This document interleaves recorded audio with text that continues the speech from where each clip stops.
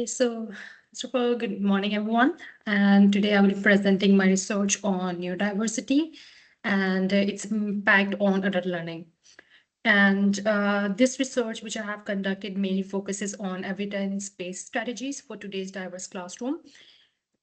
This presentation is mostly draw on recent research in adult education, neuroscience, and inclusive pedagogy. What I have tried to do, I have used these evidence-based strategies and tried to link it to our course, which is mainly focuses on how adult learns differently based on their experience, context, or cognition. So 1/4 of adults self-report a disability. And I want to start with this statistic because it reframed the conversation immediately. Like roughly 25% of adult learner, they self-report one or more disabilities. That means that neurodivergent learners are not exception, they are a core part of our classrooms. So when we are designing learning only for typical learners, sometimes we unintentionally exclude a significant portion of adults we are teaching who are neurodivergent. So diversity, it refers to the natural variations in how human brain works. So conditions like autism, ADHD, dyslexia are not difficult to be fixed. They are considered as cognitive differences. And it is very important to shift it's shifted because it changes our role as an educator, because we are not fixing the learners, we are trying to design a better learning environment who are having these difficulties. So this is what is important for us as an educator. So now I'm looking at the fundamental shift in how we understand learning differences in adult education. So traditionally, education has relied on what's known as deficit lens. In this model, differences is framed as a problem. So learners are identified by what they struggle with, whether it is an attention, organization, or processing the speed. So the responsibility for change is placed almost entirely on the individual. So we are saying that's entire responsibility of the student itself, not us as an educator. So in adult educations, this approach is especially limiting because adults bring established identities. They bring their professional experiences and often they bring the long history of both success and education frustration. So in some place, sometimes they feel like they have passed, sometimes they feel like they are having a frustration and they are failing. So when the learning differences are framed as impairments, it can reinforce stigma and reduce engagement. So the strength-based lens offer a different perspective. And this perspective, rather than viewing the neurodivergent as a disorder to be fixed, they recognize it as a natural cognitive variations. So the key question shift from how do we fix the learner to how do we design a learning environment that work for diverse way of thinking. So it also aligns with closely with we say the andragogy because it emphasizes on autonomy, self-directions, and respect for the learner experiences. So adult learners are not passive recipients of the instructors. They are active, they are goal-oriented participants in the learning processes. So if I'm looking at from this perspective, many neurodivergent learners, they bring a significant strength to the classroom, whether it's a creative problem solving or defocus on the area of interest or strong visual or systematic or systems thinking. So these strengths often remain hidden in rigid and standardized learning environment because we are mostly focusing on their weaknesses. We are ignoring their strengths. So when we adopt their strengths based lens, it's not about lowering our expectation. It is about how we can remove the unnecessary barriers and design a flexible system that will allow all learners to demonstrate their competencies. So this concept, I only have given the resources based on the authors. So this entire concepts, it will shift the foundation for the neuroscience, the designing framework in the educations and the practical strategies, which I will also discuss further in this presentation too. So building on the shift from deficit lens to a strength-based lens, I'm looking at the critical issue, which is our professional development has not kept pace with the realities of today's adult educations or adult classrooms. So while the awareness of neurodiversity has increased significantly over the past decade, research shows that this awareness has not translated into a systematic training, or we can say the evidence-based instructional changes, which is mainly in adult education. So comprehensive review or literature reviews, two major gaps. The first one is that there is a limited research, specifically it focus on neurodivergent adult learners. So much of what we know from K-12 or higher education settings, which do not fully reflect do not reflect the lived realities of other learners, such as their work commitments, the caregiving responsibilities, or their prior education traumas. The second gap we have it here is when inclusive principles are discussed, they are often framed as individual accommodations. So rather than as embedding, rather than considering the core instruction design practices, this place is more like a burden to the learners to disclose, to self-disclose or educate for the sport.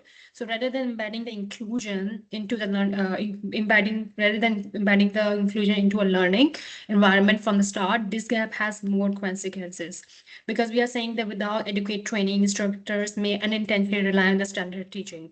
So it's very important that we have certain assessment that can be bring to the instructors who can be trained on these neurodivergent adults and bring those core instruction design practices in their classrooms. Now I'm looking at the scientific shift that help explain why redesigning the learning environment is so effective, specifically for neurodivergent adult learners. So traditionally, cognition was understood as something that happened entirely inside our brain. So learning difficulties were therefore viewed as internal deficits that need to be corrected. So most recent research challenges this assumption to what's known as 3E cognition framework. So the 3E perspective tells us that cognition is embodied, embedded, and enacted. Okay, or we sometimes say environmentally. So embodied means that learning is influenced by our physical bodies, whether it's a movement, sensory input, or fatigue all the time. And embedded means that learning emerges through interaction, through doing, experimenting, or engaging with the task. The last one, which is inactive or enacted, it means that learning emerges through interaction, through doing through doing something or experimenting. I think I've said the opposite. So embedded is shaping an environment, which is tools, technologies, and social context. And enacted is more about doing and experimenting, engaging with a task. So from an adult perspective, this is especially significant because adult learners are constantly balancing their work, their families, their stress, and their prior experience as well, whether it's a bad or good. So this 3E framework, it provides more strong neuroscientific evidence that learning challenges are often situational rather than individuals. So the poorly designed environment, they are considered as unclear instructions. It can be a cluttered online platforms or rigid pacing, which can obviously increase their cognitive load as well. So if you are looking at that, we have to think about how we can well design the environment that can act as a cognitive support. They can reduce unnecessary effort, and it will also allow the learners to focus mainly on meaning making and problem solving. So overall, if I want to give you a summary of this slide, it mainly focus on that we do not need to change how brain works. Instead, we need to design learning environment that work with different cognitive styles.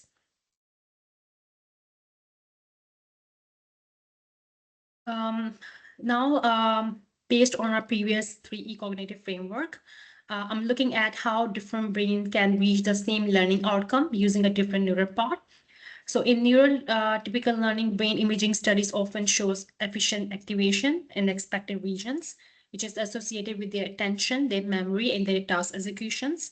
So learning appears relatively streamlined and automatic, and In contrast, the research on adult with ADHD, you can see the ADHD learning on the right side diagram.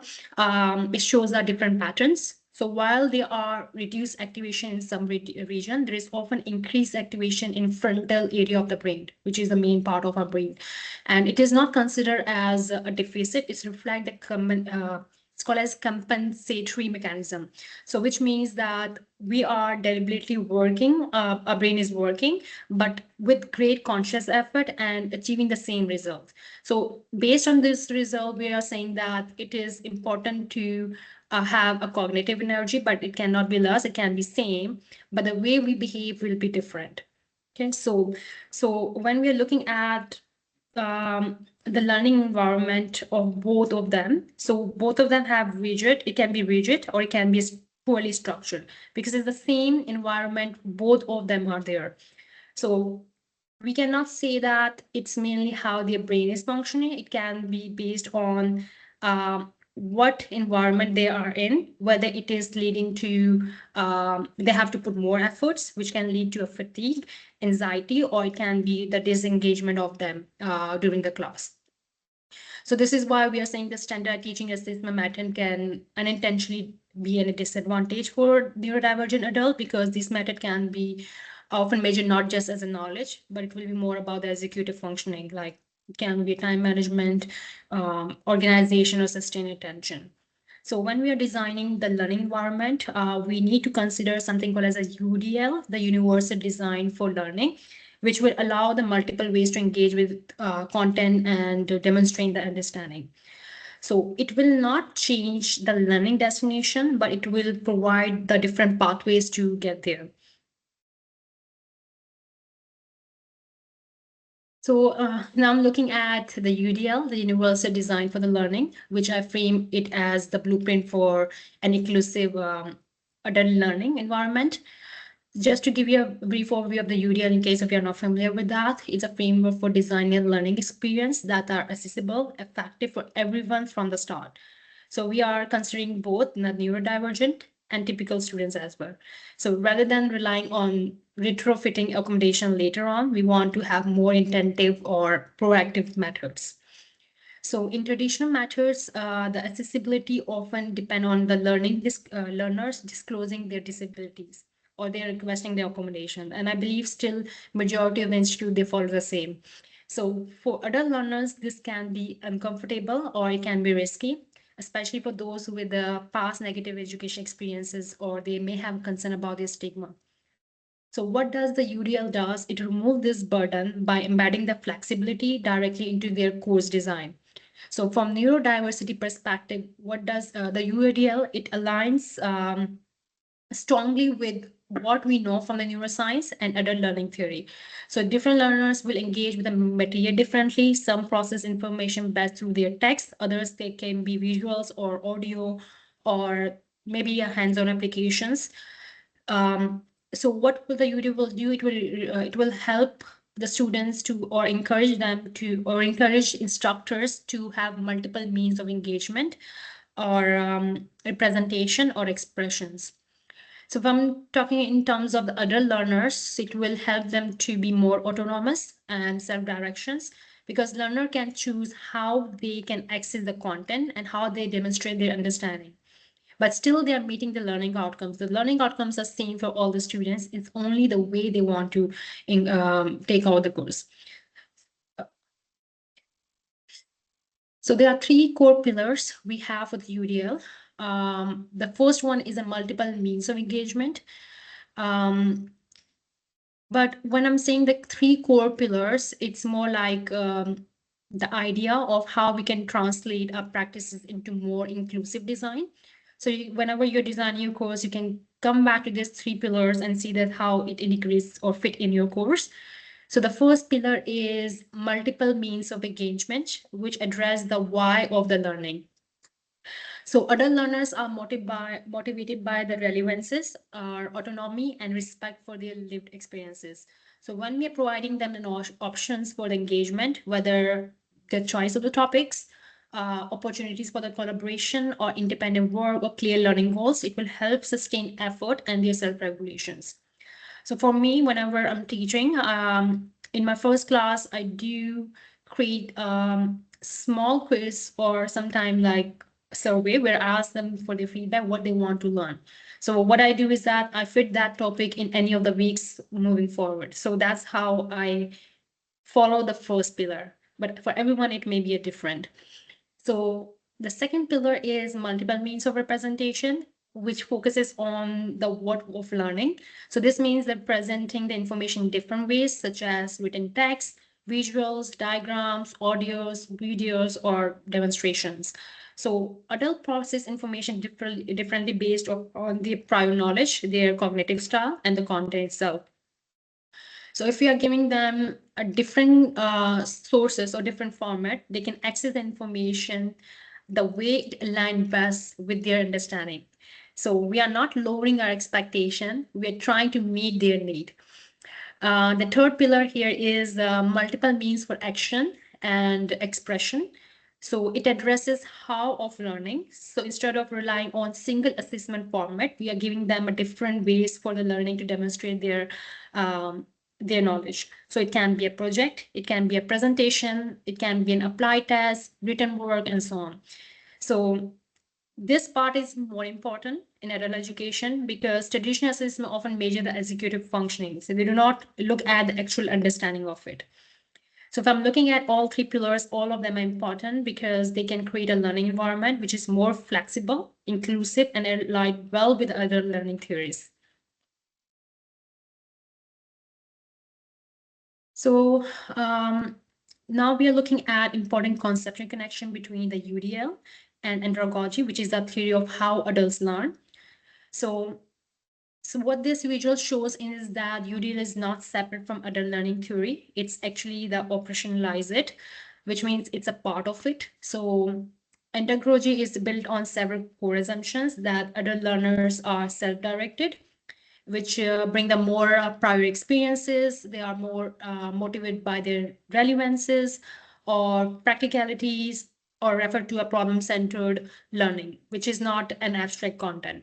So these assumptions align directly with the UDL principles. So for example, when UDL offers choice in how learners engage with the content or demonstrate their understanding, it supports self-direction, right? So when learning activities are connected to the real-world problems or professional context, they respect and build on the learner experiences or their relevances. And when we're focusing an assessment on application rather than memorization, they also align with the adults' preferences for the problem-centered learning. So if I'm looking at this from the neurodiversity, it overlaps. This overlap is more powerful because neurodivergent adult learners, they often struggle not because they lack ability, or maybe because of instruction model which we are delivering to them. So when we are applying this andragogy through the UDL, we create more flexible pathways for those learners to make it, to let them access the content or make their learning more expressive or more aligned with how they think and how they work. So what we are saying in general is that we are trying to support the neurodivergent learners does not require a special or separate teaching method. It's just that we have to go back to andragogy principle, which we are familiar with that, and we just apply it into our learning. So here I'm going over the first toolbox part one, which is a clear communication flexible pathway. And it's closely connected. So the key message on the left side of the slide is that the communication itself is a form of accessibility. So from many neurodivergent adult learners, difficulty arises not from the complexity of the content, but from unclear instructions. So we have to think about the ambiguous language or hidden expectations. We have to make sure that all the information which we are providing to the students are not vague. It should be more clear because we are trying to, we have to make sure that learner will spend additional cognitive energy to try to interpret your information. So which means it may increase their cognitive load or maybe anxiety as well. We have to make sure we provide explicit instruction, very clear, no ambiguous languages, outline the steps, expectations, because it will help them to decode the task very easily. We can also offer the material in different formats, text, audio, and video. also recognize that the learner process information differently. So we have to think about it, how it will help them.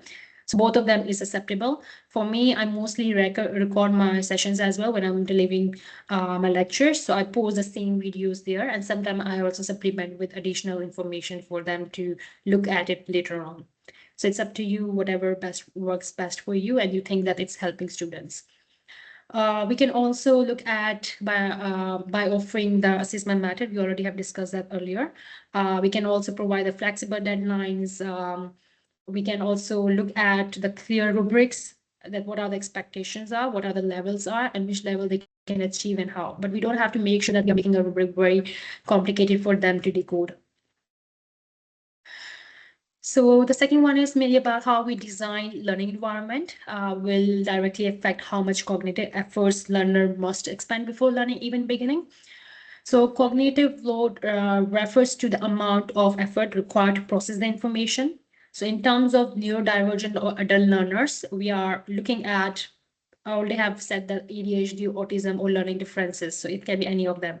So if course is purely designed, it can create unnecessary cognitive barrier for them. So we are looking at the framework, which is FEDIS-R framework.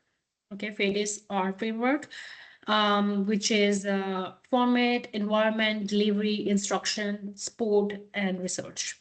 Okay, so it provides a practical way to audit a course for these barriers. So I'm starting with the first one, which is a format. So we ask whether the layout is clear, visually organized, cluttered slide, inconsistently formatting, or dense text can overload their working memory. So we have to make sure it's not there in our slides or in our content. Second one is environment, which refers to how easy the learning space is to navigate. Whether we are using any of the learning modules, like Moodle, which we are using for VCC, or Canvas, or Blackboard. So we have to make sure how easily they can navigate. Or you can provide a quick demo when you introduce your course, will help students to navigate through those courses very easily, or the way you design it. Because we also have to make sure they are able to easily access the material which they are looking for. Instruction. So instruction asks whether tasks are broken down into more manageable steps, clear sequences, sport comprehensive, and so on. And the sport is mainly a resource, examples, recordings, and the last one is mainly a research. So the research is mainly designed for decisions, or it can be an evidence-based, or maybe a real case studies you can provide in order to expand their knowledge. The third one is the technology as empowerment engine. So now we are moving towards the technology itself. So the first one we have it here is the guiding environmental model, which is built on UDL. So it is mainly for it is look at the first component of the customizable task management, which is mainly about the planning, sequencing, and time management to break down tasks into more steps. Second one is the guided varied control accesses to make sure their students are engaged with the material, whether it's a post, maybe transcript, provide the transcript, recorded lectures, visuals, and so on. And the third one is the guided multimodal collaborations.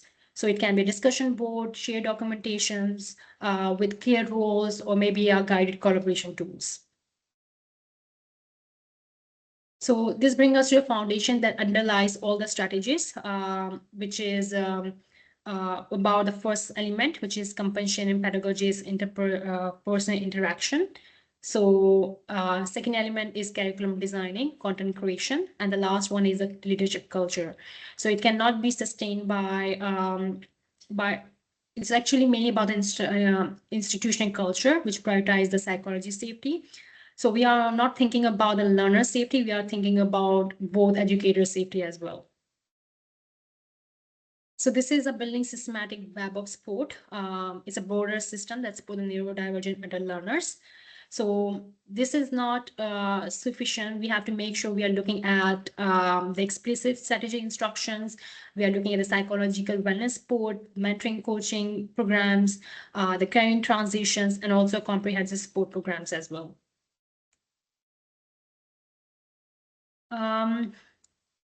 So these are the three core principles. We have to, whenever we are following any of the whenever we're creating any of the courses, we have to make sure that these three principles should be followed. Well, the first one is the neurodiversity is an asset, not a deficit. We are looking at the environment, and we are looking at the universal design benefit all the learners.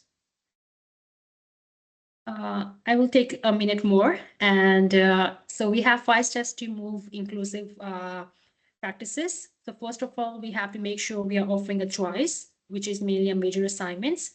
Second, the co-create the norms, which is about the discussion, how we can help establish a shared expectation and psychology safety. The third one is audit one module. So we have to apply the FEDIS-R framework, which I already have discussed earlier. Gather the feedback and also share one resources or more resources to have more insights about the topic. So I want to close with this idea. The future of adult education doesn't accommodate cognitive variation, it celebrates it. So throughout this presentation, I have shown that neurodiversity is not a challenge to be managed, but a resource to be leveraged. So these are the ground entirely in this research is entirely based on the peer-reviewed and evidence-based research, and these are the resources which I have used. Thank you so much for the listening, and I'm opening a floor for the questions now. Very well done. That was great. I really loved how you turned it from, so many people look at things like ADHD and autism, et cetera, as, a disability, when I remember doing a paper way back 20 years ago in college where I did it about how it's just a new form of intelligence and actually learning to do that. My stepdaughter is autistic, so it's always a challenge when it comes to the education system, recognizing that they just learn differently and that that's okay.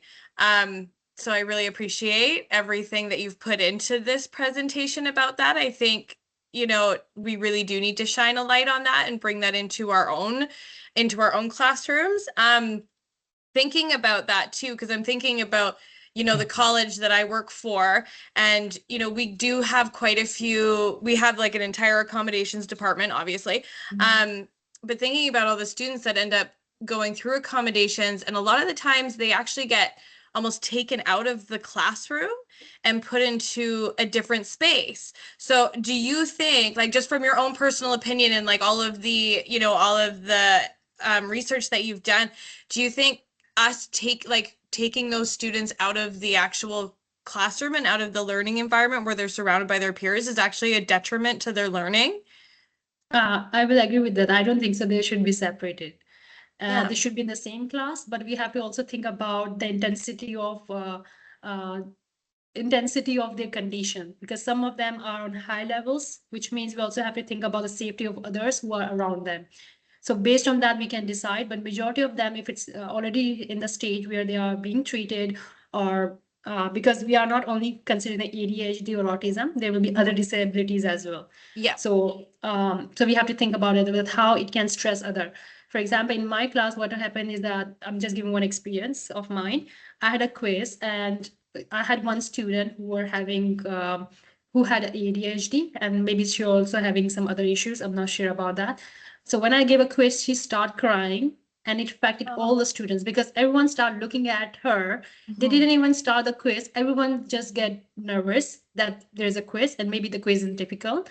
So I had to stop my quiz, give them some chance, and just had to introduce the quiz later on. And I had to ask her that, are you comfortable, or you want to go to the accessibility center? Because of that, student, all students feel uncomfortable because she was having a fear that if she'll start the quiz and it's difficult course, she might fail. Yeah. And so that's the condition. We have to always have to look at the situation we are in, and based on that, we can decide whether we should offer separating them or we should keep them in the same class. I can give you a second example now, keeping one of them. So I had one student, he were having also the same, something similar to that. I don't know his condition because, as an instructor, we don't get a paper. For that student, I know that she has an ADHD because she has informed me. But for that student, I didn't know what exactly learning disabilities he has, or maybe mental disorder. So he came to me and he said that, is it okay if I can attend the exam with other peers? So I asked him, are you comfortable with that? He said, I am okay, but the only issue is that I'm also having some police issues. I have a watch which is tied to my leg. Am I okay with that? So students might look at it and I may have an issue. So I told him just hide it and just keep your bag there. He did the exam normally and there was no issues were there. He was comfortable. But I keep checking on him, not in front of the students, but I keep roaming around and look at his screen that is there any issues are there. So it's depend on the situation to situation whether we should separate them or should not. No one noticed that he was there was a watch was tied to his leg. No one have noticed anything. Everything was normal.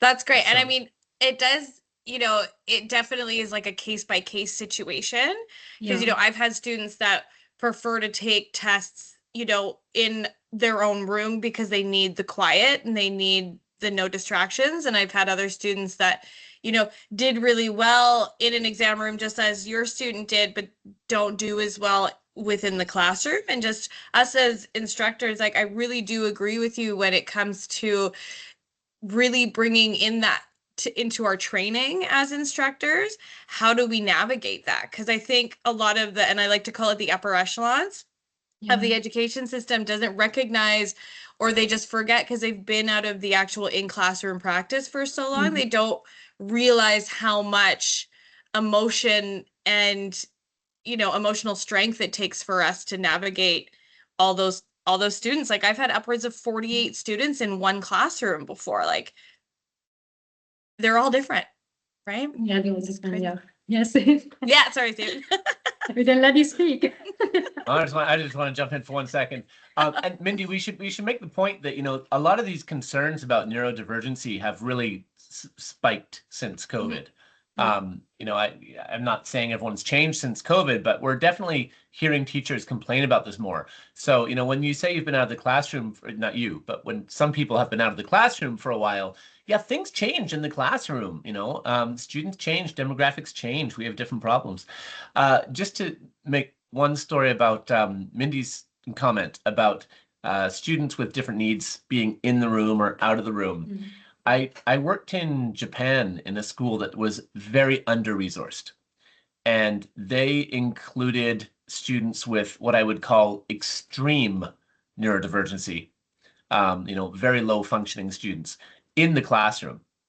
To the point that one girl was probably nonverbal and would spend a test playing with her pencil and possibly drooling on her paper. She really had some additional needs, perhaps, right? And they had no support for her. And basically what they did was just pass her every term, no matter what. And we're talking K-12 here. And at the time, I was shocked by that coming from, North America. But, I would see her after school with her friends, riding their bikes, going out, doing everything together, going hiking, doing all her things. And I would see her by herself and she was able to do all those things. So non-academically, non-verbally, she was incredibly highly functioning. Considering the difference between her academic function and her social outside of school function. She could tell the difference between, walking on the street, when she should cross over to the other side of the street, right?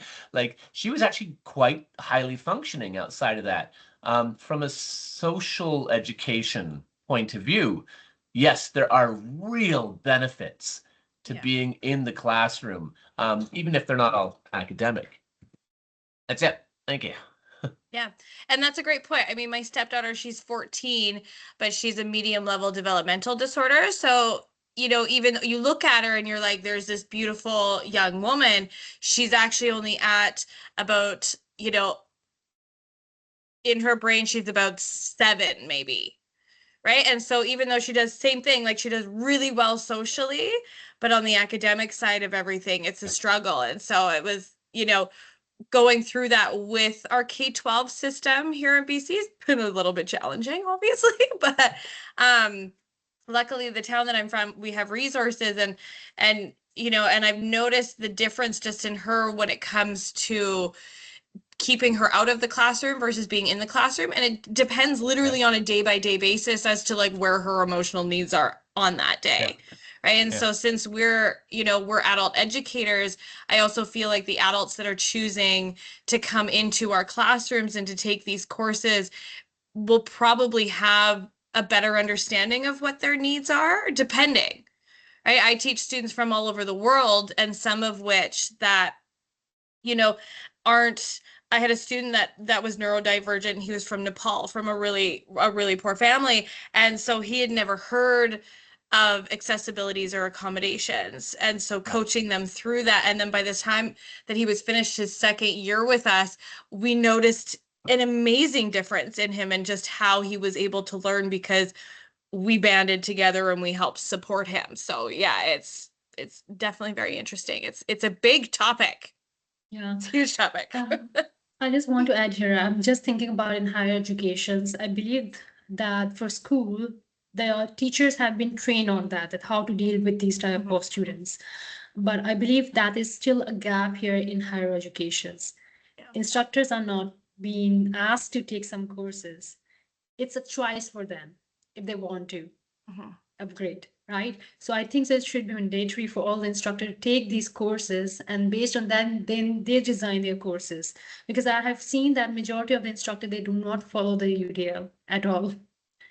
Well, is PIDP, or is some instructor education, whether it be PIDP or not, is it required at your institutions? Yeah, It it is at doesn't mine. say. For me, where I have taught, I have seen any of the university have asked for the PIDP. It says some of them, this is an asset, but not mandatory. For example, I was teaching It's in quite common, yeah. Yeah, so I was teaching one of the British university in past. We had to take the UK framework, which we have. I have taken that for fellowship in UK. So Okay. they have two. The associate fellowship you have to take. You have to take then the actual fellowship. I have taken the first one. For second one, I have to apply for it, and you need to have certain years of experience to apply for the second one, and then the senior level. So they have certain stages to get those. I'm calling as a paper because they are following certain framework. They're asking you to have summative assessment, the formative assessment. Someone have to observe you and give you all the requirements of that, whether you are meeting those framework or not. So I believe that is missing here, and that framework helped us a lot to design our course. It's not about only delivering the lecture. It's also about how we are designing our content, which is also following the UDL. Absolutely. Yeah. Yeah. Well, it's often technical, like technical programs, really struggle with this, particularly, like if you're, for example, teaching cybersecurity, right? Where, industry changes every week, Yes. in Yeah. cybersecurity, right? Like the idea that, being up to date is something you do once a year in cybersecurity, that's laughable, right? So you tend to get people hired who are intensely industry experts in a way that maybe doesn't apply to less technical programs. And so, yeah, a lot of the time we're hiring people for technical skills, not instructional skills. Yeah. But That was me. when I got hired for my technical skills. Right, there you go, right? And, Yeah. and that can be a really, that is a valid argument. Yeah. But yeah. I mean, But, I think we've for all me, I'm seen not technical- saying that we shouldn't. But what I'm saying is that on top of that, even if we are hiring them, we should ask them to have this mandatory training afterwards. Okay, because we have to help the instructor, right? We don't want the instructor to go in the class and start crying because students do not understand them. Because delivering a lecture is not easy. We have to learn how to deliver it properly by having some pause. Even I'm still struggling. I have to also learn. So I think it's like a everyone- constantly evolving, Yeah, you need- learning journey. Yeah.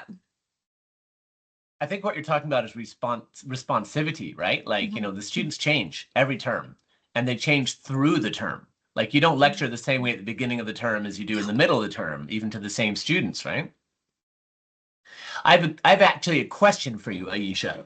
I have a student who very recently was complaining about disability services.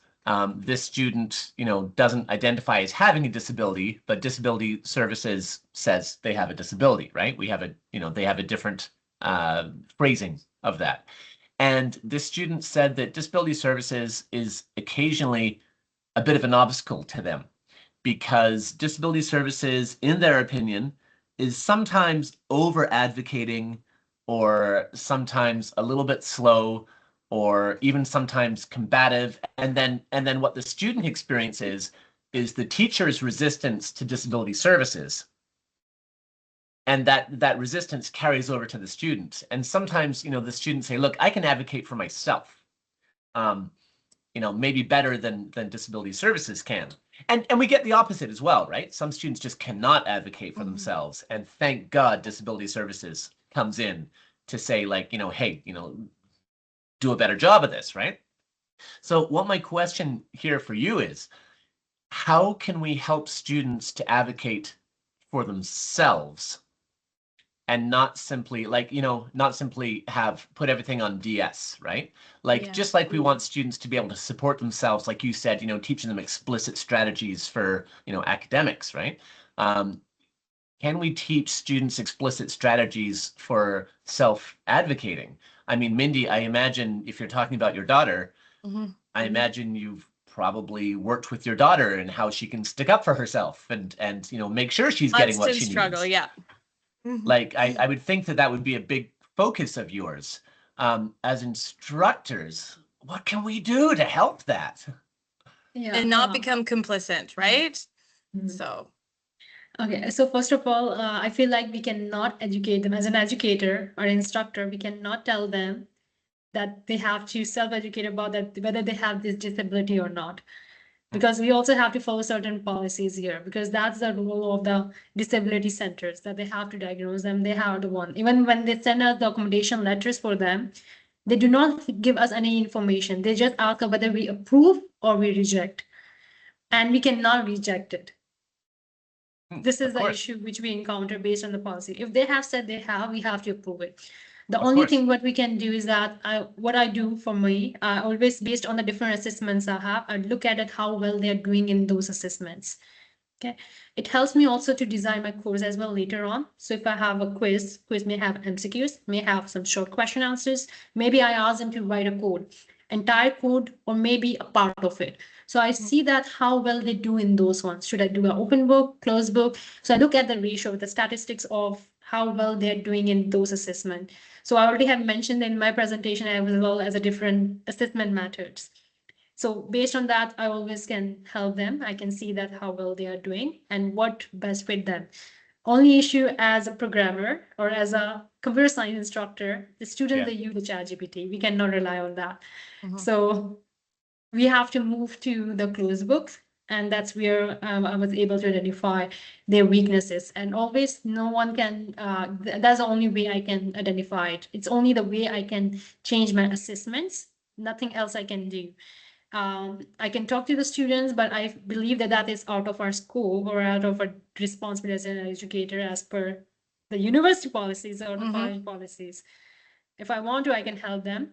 I can help with the strategies. For example, when I'm asking them for certain quizzes, I do tell them what type of quiz they are expecting and how they can study for it. Okay. So that is another way of, again, I'm going back to my presentation. I said that to have a clear steps or outline how they can carry out and how they will be graded. So they know the expectation of me. I'm not lowering my expectation for all the students. I'm just giving them more clear explanation about what should be done, how to study, and so on. Absolutely. But I mean, your core message of flexibility, sometimes just asking the student, how can I help you? Yeah. That can sometimes be a real shortcut. UDL is great, but I have a problem with the U in UDL, right? Like, really, it's multiple design for learning. Yeah. Like, you can't do opposites at the same time. Although certainly there are people who have opposite approaches on their Moodle or something. But sometimes just asking a student, hey, what works for you, saves a ton of time. And you're right that flexibility is really key here. But maybe you mentioned ChatGPT and students sometimes acting in bad faith. When we how do we balance flexibility in an environment where students are acting in bad faith? And that's a real challenge for me. Yeah, Any for me, I comment on use that a combination of the assessment, online or open book, maybe closed book. So when I have these ones, so I can easily identify who is using it and who is not. Because if I'm giving all the open book, that's the problem with the programming courses. We cannot make it closed book. Programming need to be on the software on the computer. Yeah. And obviously when it Totally. will happen, they're gonna use a ChatGPT. And they're gonna get a full marks. We cannot even deduct any marks there. Mm-hmm. So that's my way of doing it. But maybe by time I will learn more strategies to overcome these issues. Yeah, that's a real challenge. Absolutely. I like your approach that standardization is usually bad. I'd probably agree with that. I might phrase it and say sameness or lack of options or lack of diversity is usually bad. Standardization can be taken two ways. It can be that we have a benchmark you have to meet for everybody, Yeah. or it can be that everybody has to meet it the same way. And I think it's really that second argument that you're arguing with there. Which is, yeah, I thought that was a great point. Thank you. All right, I got something was else to do great. in 15 minutes. Anything else? Nothing. No, that was great. Thank you so much for creating this Mm. presentation, Aisha. It was awesome. Thank you so much. Thank you so much, Stephen and Mandy, to attend my presentation, and hopefully thank you see very you much. more in upcoming courses. Yes, thank you very much. I thought I was impressed at the breadth and depth of your theoretical content here. That was really, really impressive. Thank you, Aisha. Okay, Aisha, stop recording, and I'll just tell you one thing before we go. Just a few reminders. Not that it's secret, but okay, it doesn't matter. I'll just tell Okay. you. You guys Okay. have a great weekend.